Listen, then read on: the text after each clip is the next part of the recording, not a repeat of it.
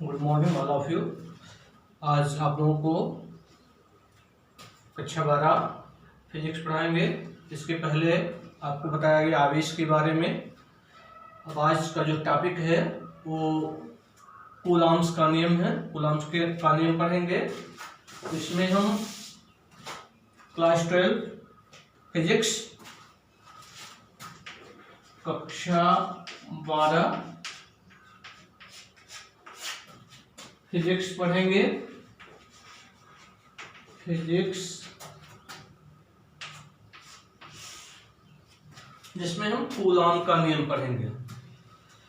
Coulomb का नियम जानने से पहले थोड़ा रिपीट कर दे रहे हैं कि आवेश के बारे में बताया गया। आवेश धन आवेश और ऋण आवेश होता है। आपको बताया गया कि प्रयोग के आधार पे ये ज्ञात किया गया कि सजातीय आवेश एक दूसरे को क्या करते हैं, प्रतिकर्षित करते हैं, और विजातीय आवेश एक दूसरे को क्या करते हैं, आकर्षित करते हैं। लेकिन इन निष्कर्षों से ये ज्ञात नहीं हो पाता है कि दोनों आवेशों के बीच लगने वाला प्रतिकर्षण बल का मान कितना है, अर्थात उसकी कितना बल कार्य कर रहा है। इस पर ये ज्ञात नहीं हो पाता है। तो फ्रांसीसी वैज्ञानिक थे कूलॉम्स ने क्या किया, प्रयोग के द्वारा निष्कर्ष निकाला और इस निष्कर्षों के आधार पर उन्होंने एक नियम प्रतिपादित किया जिसे कूलॉम का नियम कहा गया। तो कूलॉम का नियम, कूलॉम का नियम इंपॉर्टेंट है। कूलॉम का नियम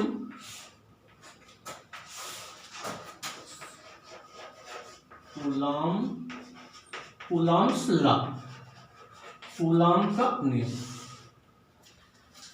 कि फ्रांसीसी वैज्ञानिक कूलॉम ने क्या किया कि अनेक प्रयोगों के आधार पर निष्कर्ष निकाला और निष्कर्ष के आधार पर उन्होंने क्या किया, एक नियम दिया जिसे क्या नाम दिया गया, कूलॉम का नियम नाम दिया गया। कूलॉम का नियम क्या होता है, स्टेटमेंट पहले हम लिख दे रहे हैं कि कूलॉम का नियम क्या है, किन्हीं दो स्थिर बिंदु आवेशों के बीच लगने वाला वैद्युत बल आवेशों की मात्राओं के गुणनफल के अनुक्रमानुपाती होता है और उनके बीच की दूरी के वर्ग के व्युत्क्रमानुपाती होता है। स्टेटमेंट क्या है, फिर से रिपीट कर दे रहे हैं कि कूलॉम के नियम का जो स्टेटमेंट है क्या, किन्हीं दो स्थिर बिंदु आवेशों के मध्य लगने वाला वैद्युत बल। ये वैद्युत बल आवेश की प्रकृति के अनुसार हो सकता है। ये वैद्युत बल आकर्षण का भी हो सकता है और प्रतिकर्षण का भी हो सकता है। ये किस पर निर्भर करता है, आवेशों की प्रकृति पर निर्भर करता है कि समान आवेश होंगे तो एक दूसरे को क्या करेंगे, प्रतिकर्षित करेंगे, और विपरीत प्रकृति के आवेश होंगे तो एक दूसरे को क्या करते हैं, आकर्षित करते हैं। तो स्टेटमेंट क्या है, किन्हीं दो स्थिर बिंदु आवेशों के बीच लगने वाला वैद्युत बल आवेशों की मात्राओं के गुणनफल के समानुपाती, या कह सकते हैं आवेशों के परिमाणों के गुणनफल के अनुक्रमानुपाती होता है तथा उनके बीच की दूरी के वर्ग के व्युत्क्रमानुपाती होता है। तो स्टेटमेंट हम अभी लिख दे रहे हैं। पहले स्टेटमेंट आप लिख लीजिए, कूलॉम का नियम, किन्हीं दो स्थिर, और छोटा कर सकते हैं कि दो स्थिर बिंदु आवेशों के बीच लगने वाला वैद्युत बल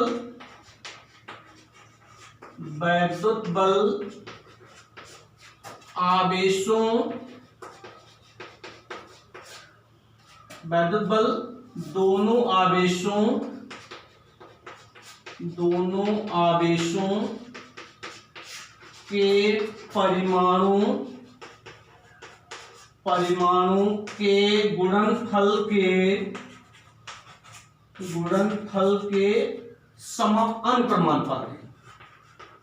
अनुक्रमानुपाती। तथा उनके बीच की दूरी के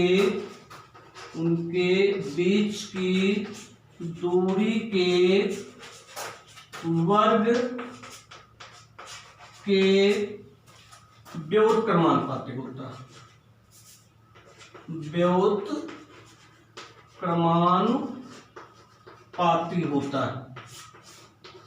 ये कूलाम के नियम का स्टेटमेंट है।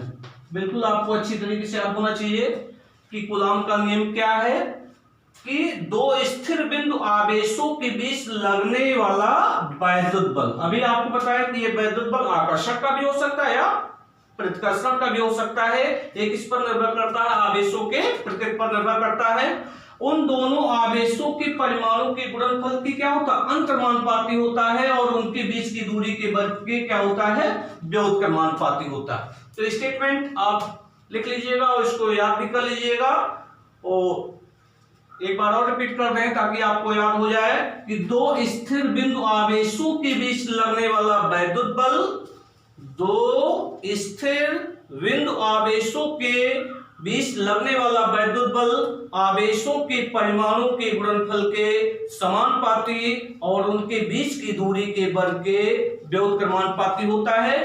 तो ये कूलाम का नियम का स्टेटमेंट है। और इनके बीच लगने वाला जो वैद्युत बल है, जो बल है, उस बल की दिशा, इस बल की दिशा दोनों आवेशों को मिलाने वाली रेखा के अनुदिश होती है। इस बल की दिशा दोनों आवेशों को मिलाने वाले रेखा के अनुदिश होते हैं। चूंकि बल है, बल सदिश राशि है, तो इसके बीच लगने वाला बल की भी क्या होगी, एक दिशा होगी। तो दोनों इस बल की जो दिशा होगी, दोनों आवेशों को मिलाने रेखा की क्या होती है, अनुदिश होती है। तो ये कूलाम के नियम का स्टेटमेंट है। इसको आप नोट कर लीजिएगा और इसको याद भी कर लीजिएगा, क्योंकि ये आपकी परीक्षा के लिए बहुत उपयोगी है, इंपॉर्टेंट भी है कि दो स्थिर बिंदु आवेशों के बीच लगने वाला वैद्युत बल आवेशों के परिमाणों के गुणनफल के अनुक्रमानुपाती और उनके बीच की दूरी के वर्ग के क्या होता है, व्युत्क्रमानुपाती होता है। तो ये कूलाम के नियम का कथन है। अब इसको आगे समझेंगे।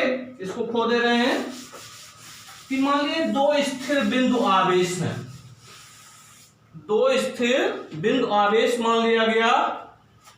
एक बिंदु आवेश ए है, दूसरा बिंदु आवेश ए।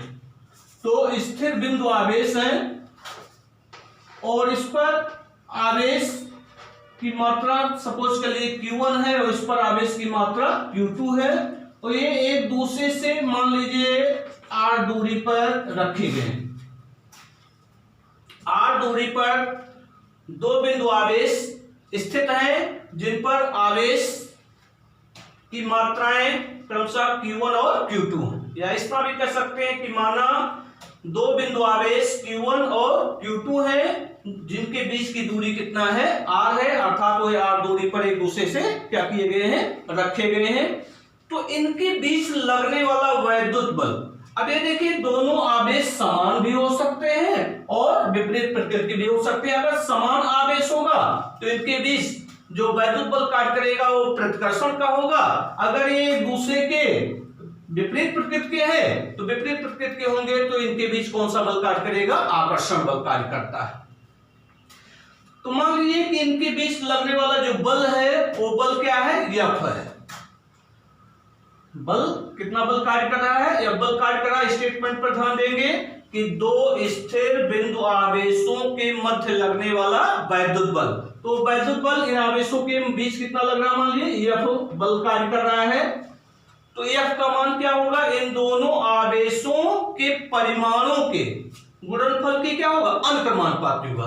तो इस बिंदु पर आवेश का परिमाण कितना है, Q1, और इस पर आवेश का परिमाण कितना है, Q2। इन दोनों के गुणनफल की क्या होगा, अनुक्रमानुपाती होगा, तो F अनुक्रमानुपाती हो जाएगा Q1 Q2। कहने का मतलब क्या है कि अगर इन पर आवेश का परिमाण अधिक होगा तो इनके बीच लगने वाले बल का मान क्या होगा, अधिक होगा। अगर आवेश का परिमाण कम होगा तो लगने वाले बल का मान भी क्या होगा, कम होगा। और इसके आगे और स्टेटमेंट कि दो स्थिर बिंदु आवेशों के मध्य लगने वाला वैद्युत बल आवेशों के परिमाणों के गुणनफल के क्या हुआ, समानुपाती हुआ, और उनके बीच की दूरी, और यही बल जो है इनके बीच की दूरी के वर्ग के क्या होता है, व्युत्क्रमानुपाती होता है। तो F इज प्रोपोर्शनल टू क्या हो जाएगा, 1/r²। ठीक है, इसको हम समीकरण 1 मान ले रहे हैं, इसको समीकरण 2 मान ले रहे हैं। चूंकि यहाँ जो बल कार्य कर रहा है आवेशों के गुणनफल के समानुपाती है, और यही बल दोनों के बीच की दूरी के वर्ग के व्युत्क्रमानुपाती है। इसका मतलब क्या हुआ, अगर आवेशों के बीच की दूरी कम है तो उनके बीच लगने वाले बल का मान क्या होगा, अधिक होगा। अगर r का मान अर्थात आवेशों के बीच की दूरी अधिक है तो उन दोनों आवेशों के बीच लगने वाले बल का मान क्या हो जाएगा, कम हो जाएगा। ठीक है, अब इन दोनों समीकरणों को हम क्या करेंगे, मिला देंगे। समीकरण 1 और 2 को मिलाने पर इन दोनों समीकरणों को क्या किया जाएगा, मिला देंगे। तो मिलाएंगे क्या होगा, तो हो जाएगा F is proportional to Q1 Q2/r²। अब इस प्रोपोर्शनल के चिन्ह को हटाएंगे, अनुक्रमानुपाती के चिन्ह को हटाएंगे, बराबर का चिन्ह आएगा। इसी के साथ एक कांस्टेंट आ जाता है। आप कांस्टेंट यहाँ के भी ले सकते हैं, लेकिन अगर फिर इसके बाद यहाँ प्रावैधिकतांक आता है, वो भी के माना ही जाता है, इसलिए आपको कंफ्यूजन होगी। इसलिए यहाँ पर हम के ना मान करके क्या मान ले रहे हैं, स्मॉल ए मान ले रहे हैं कि स्मॉल ए Q1 Q2/r²।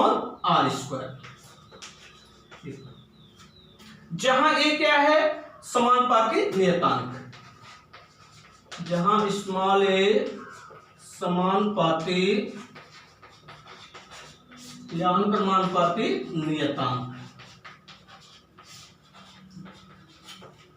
ठीक है, इतनी बात तो आप समझ गए कि ए क्या है, एक अनुक्रमानुपाती नियतांक है, असमानुपाती नियतांक है, और इसका मान जो होता है दोनों आवेशों के बीच के माध्यम पर निर्भर करता है। ए की जो वैल्यू है इन दोनों आवेशों के बीच के माध्यम पर निर्भर करता है, तथा इनके मात्रकों पर भी क्या करता है, निर्भर करता है। अब ये आवेश के बीच के माध्यम की आवेश कहां रखा गया, किस माध्यम में रखा गया, इस बात पर निर्भर करता है।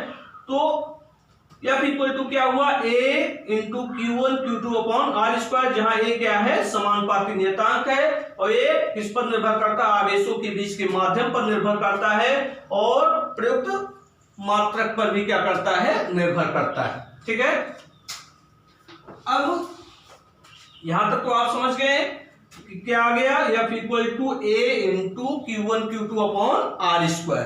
ठीक है, अब हम इन सबका मात्रक इस प्रकार लेते हैं कि A की वैल्यू क्या आ जाता है, A का मान जो आता है, F का मात्रक किसका लेते हैं, Q1 Q2 का मात्रक किसका लेते हैं, R का मात्रक किसका लेते हैं। तो मात्रक इन सबका मात्रक किसका लिया जाता है, तो सॉल्व करने पर A का मान जो प्राप्त होता है 9 × 10⁻9। A की वैल्यू जो प्राप्त होती है, कितना प्राप्त होती है, गणना करके निकाला गया है, आपको निकालना नहीं यहाँ पे, तो आ गया 9 × 10⁻9 न्यूटन मीटर स्क्वायर प्रति कूलम स्क्वायर। न्यूटन को कैपिटल से दिखाते हैं, न्यूटन मीटर स्क्वायर प्रति कूलम स्क्वायर। कूलम को सीसी दिखाया जा रहा है, तो न्यूटन मीटर स्क्वायर प्रति कूलम स्क्वायर A का मान हो गया। अब हम क्या करेंगे, A का मान यहीं पर रख देंगे इस समीकरण में। ठीक है, तो A का मान जब यहां रख देंगे तो हमें क्या प्राप्त होगा, आ जाएगा, मान लीजिए कि ये दोनों आवेश कहां पर रखे हैं, निर्वात में रखे हैं। कहां पर रखे हैं, निर्वात में रखे गए, तो वायु या निर्वात में, सीधे लिख देंगे यहां पे, वायु या निर्वात में आवेशों के बीच लगने वाला वैद्युत बल। यह बराबर क्या हो जाएगा, देखिए ए का मान रखेंगे कितना हो जाएगा 9 गुणे 10 की घात 9 into Q1 Q2 upon are square. यह का मान कितना आ गया 9 गुणे 10 की घात 9 into Q1 Q2 upon are square आ गया। ठीक है, इतना न्यूटन का बल लगेगा इन दोनों आवेशों के बीच। लेकिन सुविधा के लिए यहां ए के स्थान पर हम क्या रख देते हैं 1/4πε0 रख देते हैं, जहां ε0 क्या है निर्वात की वैद्युतशीलता। ε0 क्या है निर्वात की वैद्युतशीलता। तो सुविधा के लिए क्या किया जाता है, ए के स्थान पर क्या रख देते हैं 1/4πε0 और 1/4πε0 को जब सॉल्व करेंगे तो आ जाएगा 9 गुणे 10 की घात 9।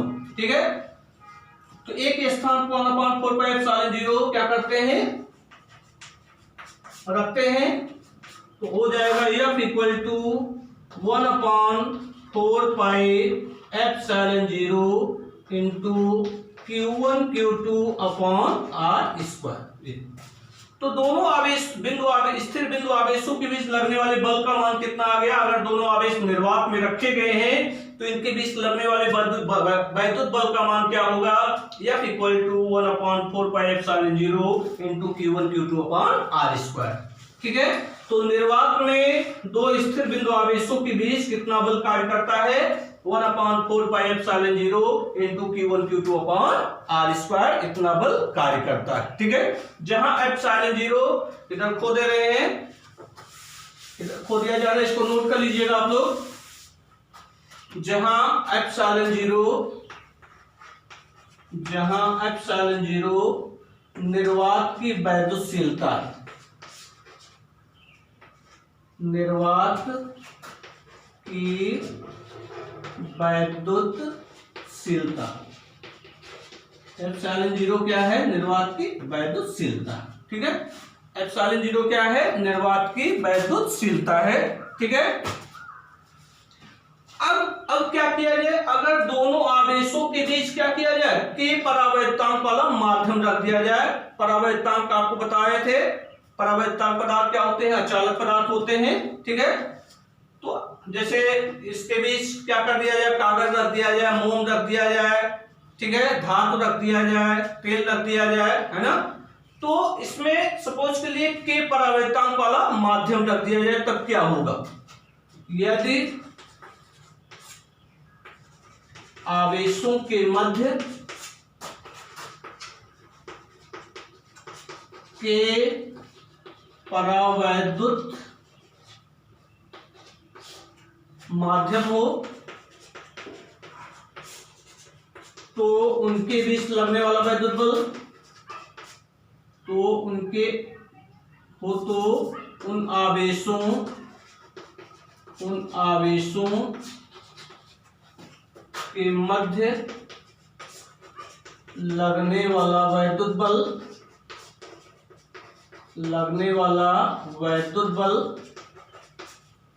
क्या होगा, F इक्वल टू 1/4πε0 के into Q1 Q2 upon are square, Q1 Q2 upon are square. जहां के क्या है माध्यम का परावैद्युतांक, जहां के क्या है माध्यम का परावैद्युतांक है। अगर इन आवेशों के मध्य या इसके बीच में क्या किया जाए के परावैद्युतांक वाला माध्यम रख दिया जाए तो इनके बीच लगने वाले बल का मान क्या हो जाएगा 1/4πε0 के into Q1 Q2 upon are square. आप जानते हैं Q1 Q2 क्या है, स्थिर बिंदु आवेश है, R क्या उनके बीच की दूरी है, ε0 क्या है निर्वात की वैद्युतशीलता है, 4π कांस्टेंट है, K क्या है दोनों बीच के माध्यम का परावैद्युतांक है। K का मान जो होता है वायु या निर्वात के लिए K का मान 1 होता है। वायु या निर्वात के लिए के का मान 1 होता है, लेकिन अन्य अलग अलग माध्यमों के लिए के का मान भी क्या होता है, अलग अलग होता है। जैसे धातुओं के लिए के का मान क्या होता है, अनंत होता है। तो भिन्न भिन्न माध्यमों के लिए के का मान क्या होता है, भिन्न भिन्न होता है। लेकिन ध्यान रखिएगा धातुओं के लिए के का मान क्या होता है, अनंत होता है। ठीक है, तो आगे वायु या निर्वात के लिए के का मान क्या होगा, 1 हो जाएगा। तो आ जाएगा 1/4πε0 Q1 Q2/r², पुनः ये प्राप्त हो जाएगा। ठीक है, तो एक कूलाम के नियम से आपने क्या प्राप्त किया कि दो स्थिर बिंदु आवेशों के मध्य लगने वाला वैद्युत बल आवेशों की मात्राओं के गुणनफल के क्या होता है, अनुक्रमानुपाती होता है। और यही बल उनके बीच की दूरी के वर्ग के क्या होता है, व्युत्क्रमानुपाती होता है। तो इस आधार पर हमने क्या डेरिवेशन निकाला कि F = 1/4πε0 K × Q1 Q2/r², जहां के क्या है, आवेशों के बीच के माध्यम का परावैद्युतांक है, ε0 क्या है, निर्वात की वैद्युतशीलता। ठीक है, अब के बारे में फिर अगले चैप्टर में भी आप पढ़ेंगे। ठीक है, परावैद्युतांक के बारे में। और इसके पहले भी वाले वीडियो में परावैद्युतांक के बारे में आपको बताया गया कि परावैद्युतांक पदार्थ क्या होते हैं। परावैद्युतांक पदार्थ क्या होते हैं, कुचालक पदार्थ होते हैं। ठीक है, जिसके भीतर सभी परमाणु और उनके इलेक्ट्रॉन नाभिक के आकर्षण से क्या होते हैं, दृढ़ता पूर्वक बंधे होते हैं। और इन पदार्थों में वैद्युत चालन के लिए कोई भी इलेक्ट्रॉन उपलब्ध नहीं होता है, अर्थात इनमें वैद्युत प्रवाह नहीं होता है। लेकिन जब इनको वैद्युत क्षेत्र लगाया जाता है तो इन पदार्थों पर प्रेरित आवेश उत्पन्न हो जाता है। ठीक है, और इनमें क्या होता है, वैद्युत का चालन होने लगता है। ठीक है, तो परावैद्युत इसके बारे में और अगले चैप्टर में विस्तृत पढ़ेंगे। तो यहां आपको इतने केवल जानना है कि क्या है, माध्यम का परावैद्युतांक। ठीक है, अब आप जानेंगे ε0 की वैल्यू कितनी होती है और इसका मात्रक क्या होता है, इसका विमा क्या होता है। तो ये इंपॉर्टेंट है कूलाम का नियम, ध्यान रखिएगा। कूलाम के नियम से आपने ये फार्मूला प्राप्त किया, या फिर 1/4πε0 K × Q1 Q2/r²। चूंकि ये बल है तो इसका मात्रक क्या होगा, न्यूटन। बल का मात्रक क्या होता है, न्यूटन। ठीक है, अब हम निकालेंगे ε0 का आंकिक मान। हो दे रहे, इसको नोट कर लीजिएगा।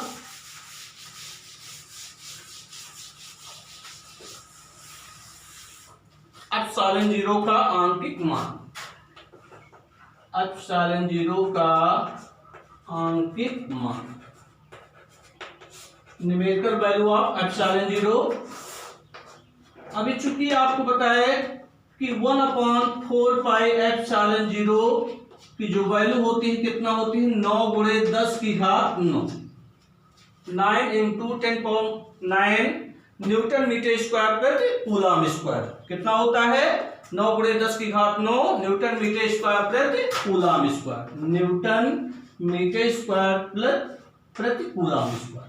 एन क्या है, न्यूटन, एम क्या है, मीटर है, सी क्या है, कूलाम। तो न्यूटन मीटर स्क्वायर प्रति कूलाम स्क्वायर। ठीक है, अब यहां हमें ε0 की वैल्यू निकालना है। तो यहां से ε0 को इधर ट्रांसफर करेंगे तो ये यहां आ जाएगा। तो ε0 इक्वल टू क्या होगा, 1/4π × 9 × 10⁹ न्यूटन मीटर स्क्वायर प्रति कूलाम स्क्वायर।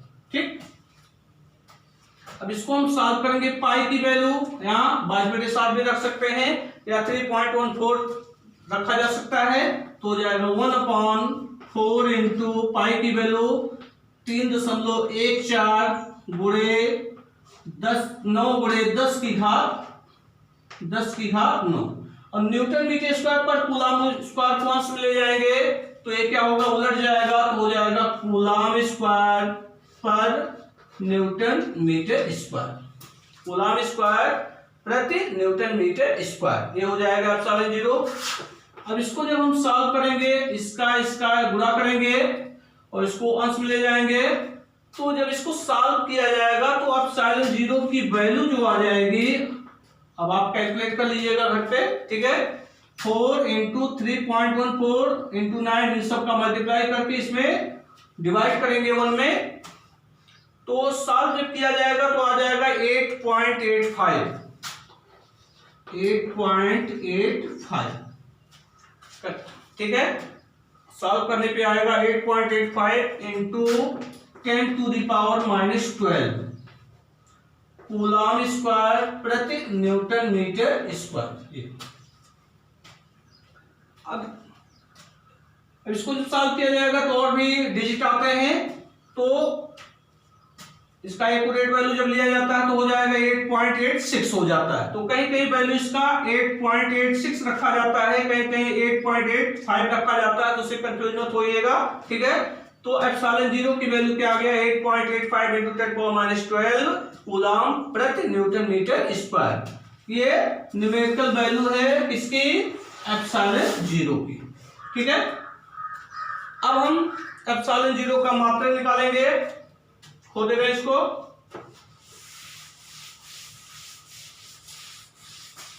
एप्सिलॉन जीरो का मात्रक, एप्सिलॉन जीरो का मात्रक आप ज्ञात करेंगे। चूंकि अभी फार्मूला आप निकाले कूलॉम के नियम से, F इक्वल टू क्या निकाला गया 1/4 pi epsilon zero into Q1 Q2 upon R square, ये फार्मूला आपने ज्ञात किया। अब क्या करेंगे, एप्सिलॉन जीरो निकालेंगे, तो एप्सिलॉन जीरो इक्वल टू क्या हो जाएगा, एप्सिलॉन जीरो को इधर लाएंगे तो F यहाँ आज पहुंच जाएगा, तो हो जाएगा 1/4 पाई F into Q1 Q2 upon R square. अब देखिए एप्सिलॉन जीरो का मात्रक निकालेंगे, तो एप्सिलॉन जीरो का मात्रक क्या होगा, अब यहाँ 1 है तो 1 का कोई मात्रक नहीं होगा। Q1 आवेश है, आवेश का मात्रक क्या होता है कूलॉम। Q2 भी क्या है, आवेश है, आवेश का मात्रक क्या होता है कूलॉम होता है। तो यहाँ कूलॉम गुणे कूलॉम क्या हो जाएगा, कूलॉम का स्क्वायर हो जाएगा, तो यहाँ डायरेक्ट रखा जा रहा है, तो हो जाएगा कूलॉम स्क्वायर बटे 4 क्या है कांस्टेंट है, इसका भी कोई यूनिट नहीं है, पाई भी कांस्टेंट है, इसका भी कोई यूनिट नहीं है। F क्या है, बल है, बल का मात्रक क्या होता है न्यूटन, ये हो जाएगा न्यूटन। R क्या है, दूरी है, दूरी का मात्रक क्या होगा मीटर, तो चूंकि इसका स्क्वायर है तो क्या हो जाएगा meter square, newton meter square. अब इसको हम लिख सकते हैं कूलॉम स्क्वायर प्रति newton meter square, coulomb square प्रति न्यूटन मीटर स्क्वायर लिखा जा सकता है, न्यूटन मीटर स्क्वायर लिख सकते हैं। अब इसको संकेत में रखना होगा, कूलॉम को किससे दिखाते हैं C से, तो हो जाएगा C का स्क्वायर, न्यूटन को N से दिखाते हैं तो N हो जाएगा, मीटर को M से दिखाते हैं तो M स्क्वायर हो जाएगा, या इसी को इस रूप में भी आप लिख सकते हैं C square N inverse M की पावर -2। तो इस तरह भी आप इसकी यूनिट दिखा सकते हैं, इस तरह भी लिख सकते हैं, इस तरह भी लिख सकते हैं। तो ये एप्सिलॉन जीरो का क्या हो गया, यूनिट हो गया, मात्रक हो गया। अब हम निकालेंगे एप्सिलॉन जीरो का विमेय सूत्र, तो दे रहे इसको एप्सिलॉन जीरो का विमेय सूत्र, एप्सिलॉन जीरो का विमेय सूत्र। तो एप्सिलॉन जीरो का विमेय सूत्र निकालेंगे, अभी फार्मूला आपको बताए कि F इक्वल टू क्या होता है 1/4 pi epsilon zero into Q1 Q2 upon R square. तो यहां से एप्सिलॉन जीरो इक्वल टू क्या होगा, एप्सिलॉन जीरो इक्वल टू हो जाएगा Q1 Q2 अपॉन F यहाँ पे आ जाएगा तो हो जाएगा 4 पाई F R स्क्वायर। अब सबका विमेय सूत्र रख दीजिए, एप्सिलॉन जीरो का विमेय सूत्र निकालेंगे तो सबका विमेय सूत्र रखना है। अब यहां देखिए Q क्या है, आवेश है, तो आप जानते हैं विमेय सूत्र में मूल मात्रक लिया जाता है, तो आवेश Q बराबर क्या होता है IT होता है। पढ़े आवेश प्रवाह की दर को विद्युत धारा कहते हैं, तो I बराबर Q/T होता है, तो Q इक्वल टू क्या होता है IT हो जाएगा। तो I के लिए क्या हो जाएगा, मूल मात्रक कैपिटल A, और T क्या है टाइम है, टाइम के लिए क्या होगा कैपिटल T हो जाएगा, तो इसको मिला देंगे तो क्या हो जाएगा AT। तो यहां पर Q1 का जो विमेय सूत्र हो जाएगा तो हो जाएगा AT, तो 80 रख दिया गया इनटू, इसी तरह Q2 का विमेय सूत्र क्या होगा, 80 हो जाएगा, 80 हो गया बटे 4 कांस्टेंट है, कांस्टेंट की कोई बीमा नहीं होती है, पाई भी कांस्टेंट है, पाई की भी कोई बीमा नहीं होगा, अर्थात 4 पाई यहाँ पर क्या है, बीमाहीन है। तो F क्या है, फोर्स है, बल है, तो बल का विमेय सूत्र आप निकाल लेंगे, यह क्या होता है, न्यूटन। बल का जो विमेय सूत्र होता है आपको मालूम ही है, याद भी होगा, m/T⁻²। अगर नहीं याद है तो आप निकाल सकते हैं कि F बराबर क्या होता है, m क्या है, द्रव्यमान है, द्रव्यमान का हो जाएगा m, और ये क्या है, त्वरण है, त्वरण का विमेय सूत्र क्या होता है, L/T⁻²। तो यहाँ पर बल का विमेय सूत्र क्या आ जाएगा, L/T⁻², तो हो जाएगा L/T⁻²। आज क्या है, दूरी के लिए जो मूल मात्रा लिया जाता है L लिया जाता है, तो चूंकि इसका स्क्वायर r² है तो यहाँ पर स्क्वायर कर देंगे, तो L² हो जाएगा ये, ठीक। अब इसको सॉल्व कर लेंगे, तो सॉल्व कर लेंगे तो क्या होगा, विमेय सूत्र क्या आ जाएगा, अब देखिए यहाँ 80 यहाँ 80 गुणा करेंगे तो हो जाएगा a²t² अपॉन L/L², तो क्या होगा, L³ हो जाएगा T⁻²। ये अब इसको सॉल्व करेंगे, अब इसको अंश में ले जाएंगे तो m सिस्टमेटिक रखेंगे, तो m की घात क्या होगा, -1, तो m-1 हो गया, L को ऊपर ले जाएंगे अंश में तो हो जाएगा L⁻³ अब यहाँ देखिए T⁻², यहाँ T⁻², ये ऊपर जाएगा, +2 हो जाएगा, यहाँ भी +2 है तो हो जाएगा T⁻4। अब यहाँ a² है तो a² ही रहेगा, तो ये हो गया ε0 का विमेय सूत्र। तो ε0 का विमेय सूत्र क्या होगा, विमेय सूत्र क्या आ जाएगा, m⁻⁻1 L⁻⁻3 T⁻4 a², ये ε0 की क्या है, विमेय सूत्र। ε0 का अंकित मान क्या आया, 8.85 × 10⁻12 ठीक है, न्यूटन कूलम स्क्वायर प्रति न्यूटन मीटर स्क्वायर, ठीक है। और ε0 का मात्रक क्या आया, कूलम स्क्वायर प्रति न्यूटन मीटर स्क्वायर। ε0 का विमेय सूत्र क्या है, m⁻⁻1 L⁻⁻3 T⁻4 a², ठीक है। तो ये कूलम का नियम हो गया। अब इसके बाद कूलम के नियम का सदिश रूप पढ़ेंगे और कूलम के नियम का महत्व जानेंगे, ठीक है। चूंकि वीडियो बहुत लंबा हो जाता है तो अगले वीडियो में अगला टॉपिक पढ़ाएंगे, ठीक है।